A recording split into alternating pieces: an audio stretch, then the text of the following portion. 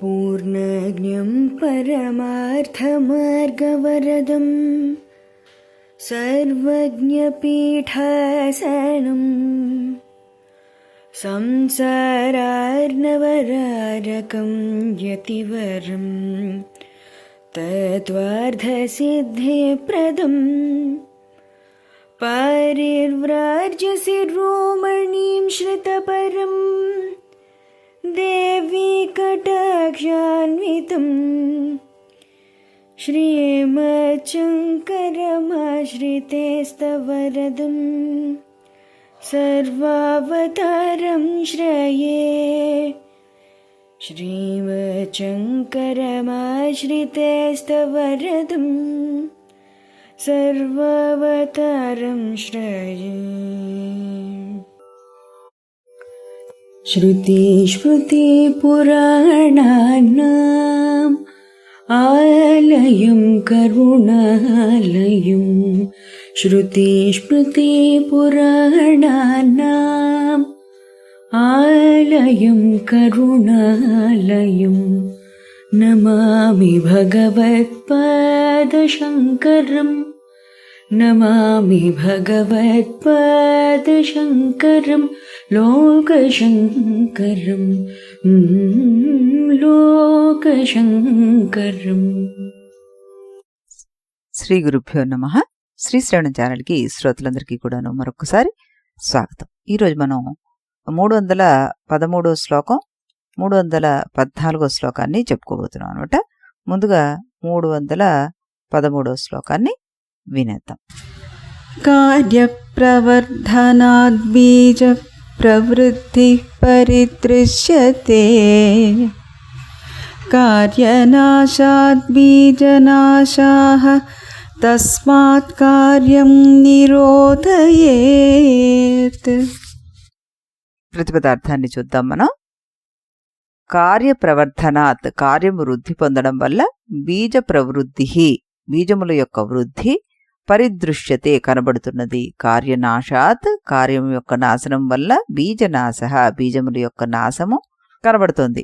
తస్మాత్ ఈ కారణం వల్ల కార్యమును నిరోధయేత్ నిరోధింపవలను అంటూ మనం చెప్పుకోవచ్చు అనమాట. ఇక్కడ అంటే దీని తాత్పర్యం ఏమిటొస్తుంది మనకి? కార్యం పెరుగుతున్న కొలది దాని బీజవృద్ధి కూడా జరుగుతూ ఉంటుంది. కార్యం నష్టపోగానే బీజనాశనం కూడా జరుగుతూ ఉండడం చూస్తూనే ఉన్నాం. కాబట్టి కార్యాన్ని నాశనం చేసేయాలి అంటున్నారు శంకరుల వారు. ఇక్కడ మనకి క్రిందటి శ్లోకం అంటే 312వ శ్లోకంలో శంకర భగవత్పాదుల వారు ఒక సత్యాన్ని చెప్పారు మనకి. దేహాత్మ బుద్ధి వల్లే కోరికలు పుడుతున్నాయి, కోరికల వల్లే సంసారం వస్తుందండి. ఇప్పుడు ఆచరణలో అనుసరించాల్సిన మార్గాన్ని ఆయన బోధిస్తున్నారు. కానీ మొత్తం ఇది చిన్నదే శ్లోకం అయినా మొత్తం మనోనిగ్రహ శాస్త్రం అంతా ఇందులో ఇమిడిందనమాట. ఇక్కడ 2 పదాలు అత్యంత ముఖ్యమైనవిగా మనకు కనబడుతున్నాయి. ఒకటి బీజము అంటే విత్తనము, కార్యం అంటే ఫలం. ఈ బీజం అంటే ఏమిటి మనకి? వాసన, అహంకారము, అవిద్య. మరి కార్యం అంటే ఆలోచనలు, కోరికలు, విషయచింత, కర్మ.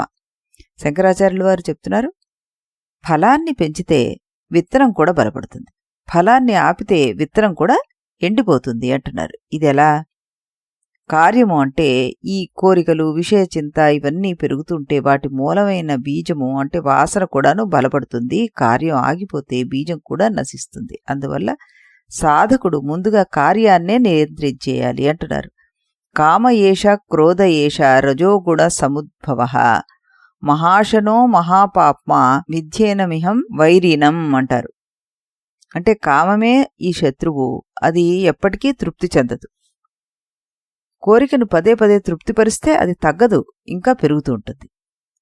అదే ఇక్కడ మనకి కార్యప్రవర్ధనాత్ బీజ ప్రవృత్తి అన్నారు శంకర భగవత్పాదుల వారు.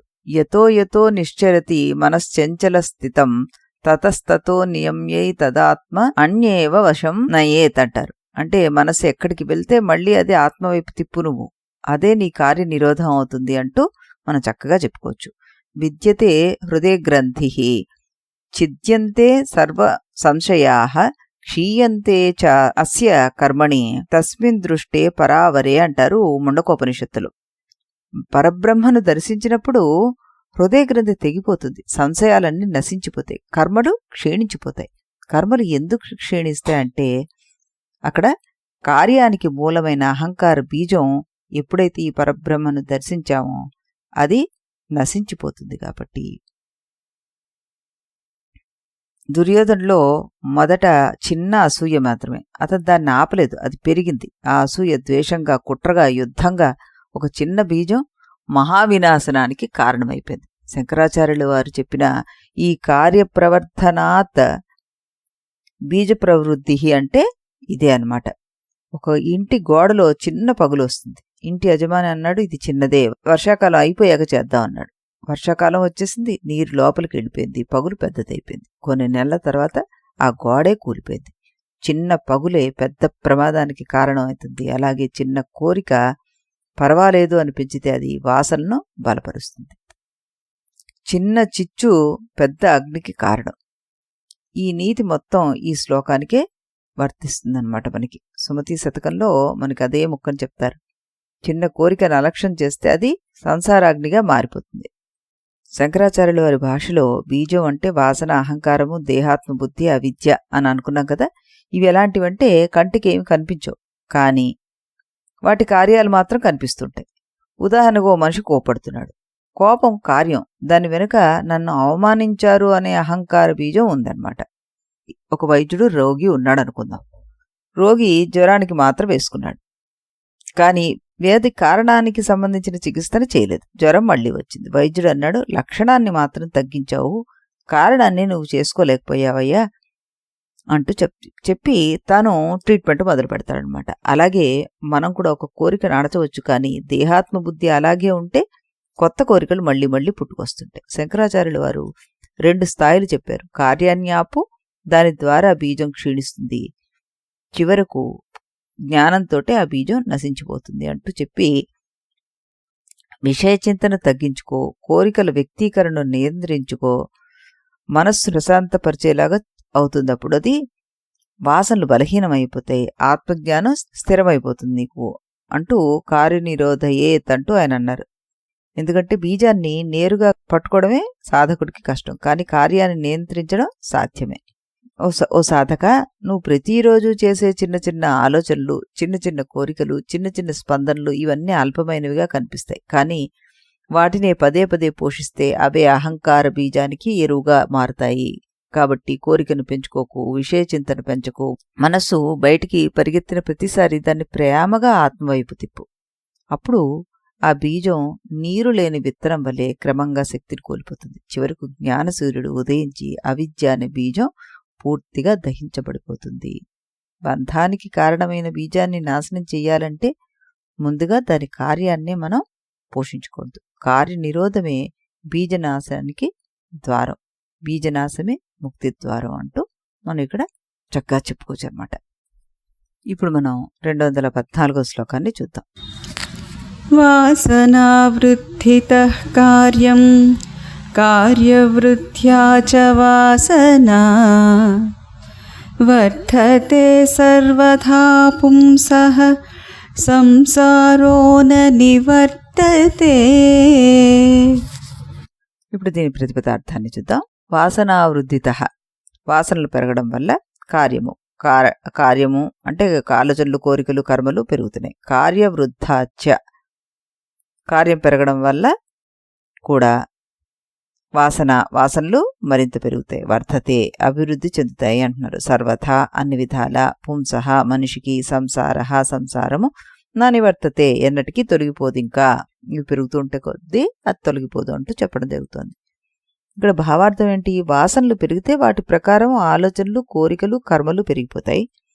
మళ్ళీ ఆ కర్మలు వాసనలు ఇంకా బలపరుస్తాయి.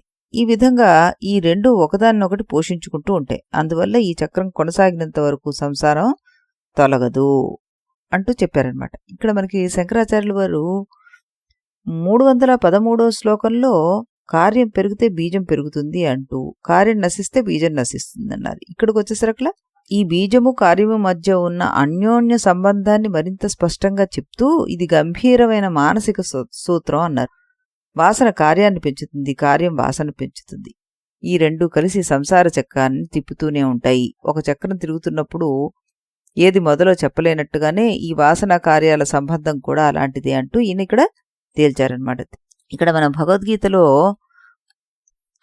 ఇంద్రియస్యేంద్రియస్యార్థే రాగద్వేషో వ్యవస్థితో తయోర్న వశమాగచ్చేతో హ్యస్య పరిసంధినో అంటూ చెప్పడం జరిగిందనమాట. భగవద్గీత శ్లోకం మనకి 3వ అధ్యాయంలో చెప్తారు. ప్రతి ఇంద్రియానికి దాని విషయాలపైన రాగద్వేషాలు సహజంగా ఉంటాయి, కానీ వాటికి బానిస కాకూడదు. అవి మోక్ష మార్గానికి శత్రువులు. రాగం అంటే వాసన యొక్క వ్యక్తీకరణ. దాన్ని అనుసరించి కార్యం చేస్తే వాసన మరింత బలపడుతుంది. వాటి అధీనంలో నువ్వు పడవద్దు అంటారు శ్రీకృష్ణ పరమాత్మ. త్రివిధం నరకస్యేదం ద్వారం నాశనమాత్మనః కామః క్రోధస్తదా లోభః తస్మాదేతత్రయం త్యజేత్ అంటారు. అంటే కామక్రోధాలు 3 నరకద్వారాలు. అవి ఆత్మను అధోగతి పాలు చేస్తే ఆత్మ వినాశకరాలైన ఆ ద్వారాల్లో ప్రవేశించిన మనుషుడు పురుషార్థానికి అయోగ్యుడైపోతాడు. కనుక ఆ 3టిని ఛేదించండి అంటూ ఇక్కడ ఈయన చెప్పడం జరుగుతుందనమాట. అంటే ఈ వాసనల వల్లే ఇవి ఈ కామక్రోధ లోభం అనే త్రయం మనకి పుట్టుకొస్తుంది అంటూ మనం ఇక్కడ అర్థం చేసుకోవాలన్నమాట. బృహదారణ్యకం ఏం చెప్తోంది మనకి? యథా కామో భవతి తత్ క్రతుర్భవతి, యత్ క్రతుర్భవతి తత్ కర్మం కరోతి, యత్ కర్మం కరోతి తదభిసంపద్యతే అంటారు. ఎలాంటి కోరిక ఉంటే అలాంటి సంకల్పం, సంకల్పం ప్రకారం కర్మ, కర్మ ప్రకారం ఫలం. ఈ రకంగా ఇది మనకి ఒక సర్కిల్లా తిరుగుతూనే ఉంటుంది అనమాట. వాసన, సంకల్పం, కర్మ, కొత్త వాసన. ఇదే సంసార చక్రం మనకి మళ్ళీ. అందుకే అజామిలుడు మొదట ధర్మపరుడే. ఒకరోజు అనుచిత దృశ్యాన్ని చూశాడు, దాన్ని అక్కడే విడిచిపెట్టలేదు. ఆ ఆలోచన వాసన అయింది, ఆ వాసన కోరికైంది, కోరిక కర్మ అయింది, కర్మ మరింత వాసనను సృష్టించింది. చివరికి అతని జీవితం పూర్తిగా మారిపోయింది. అయితే చివరిలో భగవన్నామ స్మరణంతోనే అతను ముక్తి పొందాడు. అది వేరే విషయం. ఈ కథలో బోధ ఏంటంటే ఆలోచనలు పోషిస్తే అది జీవితాన్ని మరిచేస్తుంది. చక్కగా చెప్పుకోవచ్చు అనమాట. ఒక చిన్న ప్రవాహం కొండపై నుండి దిగుతోంది. దానిలో నీరు ఎక్కువగా పారితే లోతైన కాలువ అవుతుంది. ఆ కాలువ ఏర్పడిన తర్వాతి వర్షాలన్నీ అదే దారిలో ప్రవహిస్తాయి. మనస్సులోని వాసనలు కూడా అలాంటివి. ఒక ఆలోచనలు పదే పదే అనుసరిస్తే మనస్సులో ఒక అలవాటు మార్గం ఏర్పడిపోతుంది. ఆ తర్వాత మనస్సు సహజంగానే అదే దారిలో పరిగెడుతుంది అనమాట. అదే వాసన. యోగి వేమన మనకి ఆశ లేని వానికి అంతరంగ శాంతి, ఆశ పెరిగిన కొద్దీ బంధమే పెరుగునంటారు. ఒక భావం మనకి కనబడుతుంది ఆయన శ్లోకాల్లో. ఆశను పోషించుకోకు అంటూ, ఆశకు మూలమైన వాసనను గుర్తించాలి అంటూ చెప్తారనమాట. చాలామంది వాసన అంటే గత జన్మ సంస్కారాలు మాత్రమే అనుకుంటారు. అది పూర్తి అర్థం కాదు. వాసన అంటే పదే పదే వచ్చే ఆలోచనల ధోరణి కూడాను వాసనే. అలవాటు, ఆకర్షణ, అంతర్ముఖ ప్రవృత్తి. ఉదాహరణకి ప్రతిరోజు ప్రశంస కోసం ఎదురు చూస్తుంటారు. కొన్ని సంవత్సరాల తర్వాత అది అలవాటైపోతుంది. ఆ తర్వాత ప్రశంస లేకపోతే బాధపడిపోతారు. ఇది కూడా వాసనే. ఒక గురువు తన శిష్యునితో ఒక చక్రాన్ని గీసి అడిగట్ట, దీనికి మొదలెక్కడయ్యా అని. చాలాసేపు చూసి చెప్పలేను అన్నట్ట. గురువు నవ్వి, సంసారం కూడా ఇలాంటిదే. వాసన వల్ల కర్మ, కర్మ వల్ల వాసన. చక్రం తిరుగుతూనే ఉంటుంది. దాన్ని ఆపాలంటే చక్రాన్ని తిప్పడం ఆపాలి అన్నారు. ఈ శ్లోకం మనకి 2 ముఖ్యమైన విషయాలు నేర్పిందని అనుకుంటున్నాను. వాసనలను తక్కువ అంచనా వేయకూడదు. అవి కనిపించవు, కానీ జీవితాన్ని నడిపించేస్తాయి. ప్రతి కర్మకు జాగ్రత్త అవసరం మనకి. ఒకసారి చేసిన కర్మ ముగిసిపోదు. అది మనసులో ఒక కొత్త వాసనను వదిలేసి వెళ్ళిపోతుంది. అందుకే వేదాంతంలో కర్మశుద్ధికి అంత ప్రాముఖ్యత ఇస్తారు. వాసన కర్మను సృష్టిస్తుంది, కర్మ వాసన బలపరుస్తుంది. ఈ పరస్పర పోషణ ఉన్నంత వరకు సంసారం కొనసాగుతూనే ఉంటుంది అంటూ మనం చెప్పుకోవచ్చు అనమాట. ఇక్కడ మనం శ్రీరామానంద స్వామి వారి చింతాన్ని ఒకసారి చూద్దాం. ఆయన ఏమంటున్నారంటే, వాసనల వల్లే ఫలితాలు వ్యక్తమవుతాయి. స్వార్థంతో కూడిన ఆలోచనల రూపంలోనూ, కామంతో కూడిన కర్మల రూపంలోనూ ఫలితాలు వ్యక్తమవుతాయి. కర్మలు వ్యక్తమైనప్పుడు వాటి ప్రభావంతో మరికొన్ని వాసనలు పుడుతూ ఉంటాయి. వాసనల నుండి అనేక కర్మలు జన్మిస్తాయి. ఈ విధంగా ఒకదాని వెంట మరొకటి అనంతంగా దుఃఖాలు వస్తూనే ఉంటాయి. కారణం కార్యంగా, కార్యం కారణంగా పరివర్తన చెందుతూనే ఉంటుంది అంటూ చెప్పడం జరిగిందనమాట. నేను తోట కోసం కొన్న స్థలంలో ముళ్ళతొప్పులున్నాయి. ఇప్పుడు నేను చేయగలిగిందల్లా ఉన్న తుప్పలను తొలగించడం మాత్రమే. వాటిని అలాగే ఉండనిస్తే కాలంతో పాటు అవి పెరుగుతూ వృద్ధి అవుతూ ఉంటాయి. కాబట్టి నేను ఉన్న తుప్పలను తీసి పారేసి కొత్తగా చిగురు వచ్చినప్పుడల్లా వెంటనే త్రుంచి పారేస్తూ ఉంటాను. నిస్సందేహంగా చిగుళ్ళు వస్తూనే ఉంటాయి. అయినా అన్నింటినీ నేను తుంచేస్తూ ఉంటాను. అదే పనిగా తుంచుతూ ఉంటాను. ఎంత కష్టపడి అయినా వాటిని నా తోటలో పెరగనివ్వను. కొత్త చిగుళ్లను త్రుంచినప్పుడల్లా వీలైనంత వరకు వేళ్లతో సహా నిర్మూలించడానికే ప్రయత్నం చేస్తాను. అలా తీసివేసిన వాటిని నిర్లక్ష్యంగా అక్కడే వదిలేయకుండా నా స్థలం నుండి దూరంగా తీసుకెళ్లి పారేస్తాను. ఈ విధంగా ప్రయత్నించి తోటనంతటినీ శుభ్రం చేసిన తర్వాత కూడా నేను జాగ్రత్త వహిస్తాను. అంతవరకు మొలకెత్తకుండా నేలలో ఉన్నవి కొంతకాలానికి చిగురించే అవకాశం ఉంటుంది. కాబట్టి నా మొక్కల కోసమని నేను పోసిన నీటితో అవి చిగురిస్తాయి. అందుకే సదా జాగ్రత్తగా చూస్తూ మొలకెత్తిన ప్రతి కలుపు మొక్కని తుంచేస్తూ నా తోటను రక్షించుకుంటూ ఉంటాను. ఈ తుప్పల తాలూకా విత్తనాలు పూర్తిగా అంతరించే వరకు అదే పనిగా కాపలా కాస్తాను. అప్పుడు మాత్రమే తోటనంతటికి పూర్తిగా నాకు నచ్చిన రీతిలో పెంచుకోవడం సాధ్యమవుతుంది. అప్పుడు కూడా సదా నా చేతులు పనిచేస్తూనే ఉండాలి. నేను పెంచిన పూలను ఫలాలను కోయడమే కాదు, అవసరం అనిపించే కలుపు మొక్కలను కూడా సదా కనిపెట్టి పీకేస్తూ ఉండాలి. అదేవిధంగా మనస్సుని కూడా నిత్యం ఎంతో శ్రద్ధతోటి రక్షించి పెంచి పోషిస్తూ ఆరోగ్యదాయకంగా ఆహ్లాదకరంగా తీర్చిదిద్దాలి. తోటమాలి ఎంతటి శ్రద్ధతో తన తోటను ఉంచడానికి ప్రయత్నిస్తాడో అంతకంటే హెచ్చు శ్రద్ధతోటి మనస్సును స్వాధీనంలో ఉంచుకోవాలి. విషయభోగ వాసనలు తలెత్తగానే నిర్మూలించాలి. నీ మనస్సు అనే నందనవనాన్ని అనునిత్యం శ్రద్ధగా తెలివిగా తీర్చిదిద్దుతూనే ఉండాలి. జీవన గమ్యాన్ని చేరే వరకు, తత్వశాస్త్రం సూచించే ఆనందమయ స్వరూప స్థితి అనుభవంలోకి వచ్చే వరకు ఈ జాగ్రత్తలు తీసుకోవడం అత్యవసరం అంటున్నారు ఆయన. అహంకారాన్ని సమూలంగా నిర్మూలించు. ఎంతో అమూల్యము పరిమితము అయిన ఈ జీవితంలో ఒక్క క్షణం కూడా వృధా చేయకు. కాలం అన్నిటికంటే అమూల్యమైనది. గడిచిన ఒక్క నిమిషాన్ని కూడా మరలా తిరిగి తీసుకురావడం సాధ్యం కాదు. కాబట్టి సదా మెలకువతో జాగ్రత్తపడు. లభించిన అవకాశాన్ని సద్వినియోగం చెయ్యి. కాలాన్ని వృధా చేయకు. గమ్యాన్ని చేరే వరకు విశ్రమించుకు అంటూ చాలా సుదీర్ఘంగా ఈయన చెప్పడం జరిగిందనమాట.